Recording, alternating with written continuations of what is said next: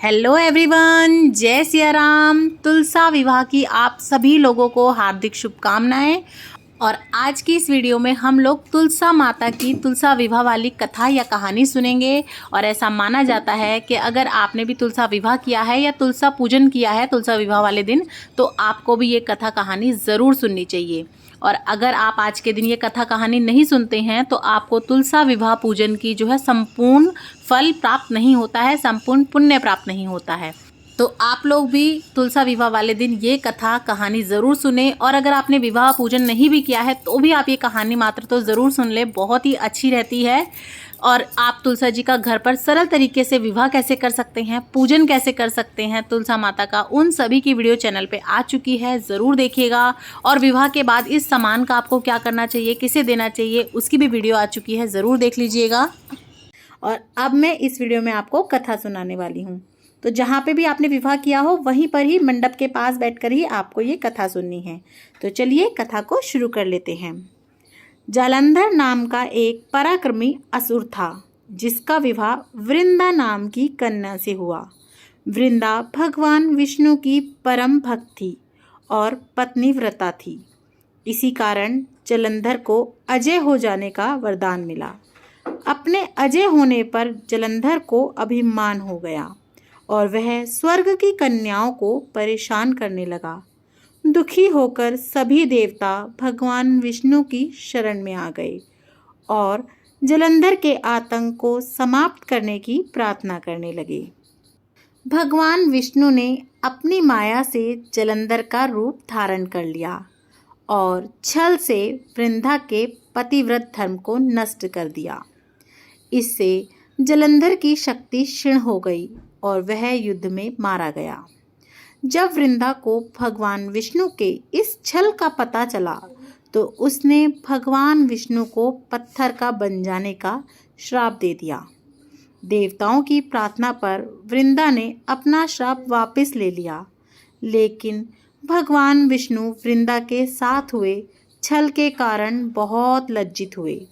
अंततः वृंदा के श्राप को जीवित रखने के लिए उन्होंने अपना एक रूप पत्थर रूप में प्रकट कर दिया, जो कहलाया शालिग्राम भगवान।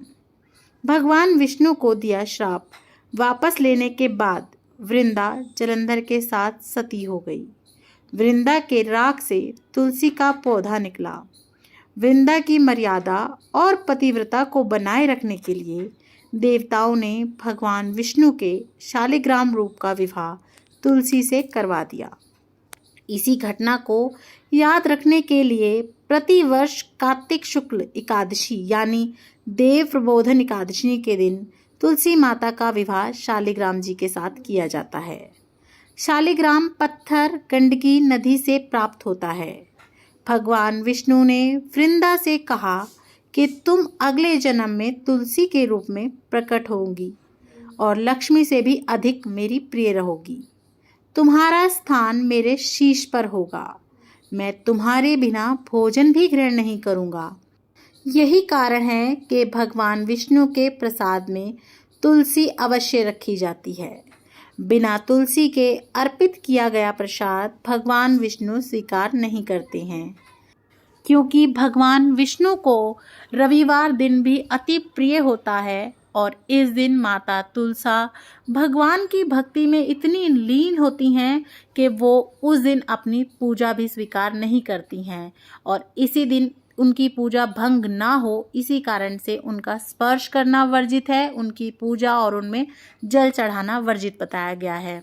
यही कारण है कि हमें तुलसा माता को इतवार वाले दिन जो है स्पर्श करने की मनाही होती है और उनको जो है ना तोड़ा नहीं जाता है। इसी कारण से तुलसा माता और शालिग्राम भगवान जी को जो है अलग नहीं किया जाता। और ऐसा कहा जाता है कि जो लोग भी शालिग्राम भगवान जी को तुलसा मैया से अलग करके रखते हैं उन्हें घोर पाप लगता है। ऐसा कहा जाता है, बहुत ज़्यादा जो है श्राप लगता है उन लोगों को। वो अपने दाम्पत्य जीवन में कभी भी सुख नहीं पा सकते जो लोग भगवान शालिग्राम और तुलसा माता को अलग करते हैं। इसीलिए आपने भी देखा होगा कि सदैव हमें जो है ना सालिग्राम भगवान जी को तुलसा माता की जड़ में ही रखना होता है, उसी में ही रखकर उनका पूजन किया जाता है, क्योंकि सालिग्राम भगवान जी माता तुलसा से 1 मिनट की भी दूरी बर्दाश्त नहीं कर सकते। लेकिन अगर किसी कारणवश आप सालिग्राम भगवान जी को अपने मंदिर में विराजमान करवाते भी हैं, तो आप ये हमेशा ध्यान रखें कि आप उनके साथ हमेशा तुलसी दल रखिएगा। बिना तुलसी दल के सालिग्राम भगवान जी जो है ना पूजा भी ग्रहण नहीं करते हैं और उल्टा आपको दोष लगता है। तो मैंने इस तरह से आपको कथा भी सुना दी है और साथ ही साथ मैंने आपको बता भी दिया है कि तुलसा माता और सालिग्राम भगवान जी का कितना अटूट रिश्ता है और हम अगर कोई गलती करते हैं तो उसे हमें सुधार लेना चाहिए। अगर आपको वीडियो अच्छी लगी हो तो कमेंट बॉक्स में जय सिया राम ज़रूर लिखिएगा, ताकि मैं आपके लिए इसी तरह से अच्छी अच्छी वीडियो इन्फॉर्मेशन के साथ लाती रहूं। और ज़्यादा से ज़्यादा शेयर ज़रूर कर दीजिएगा, ताकि जिनको भी ज़रूरत हो या जो भी अभी तक ये गलती कर रहे हों वो ये गलती ना करें और सभी हमारे जो आसपास के लोग हैं वो सही पथ पर चलें। तो ज़्यादा से ज़्यादा शेयर कीजिएगा, लाइक तो आप करेंगे ही, उसके लिए बहुत बहुत धन्यवाद। देखने के लिए भी बहुत बहुत धन्यवाद। जय सिया राम।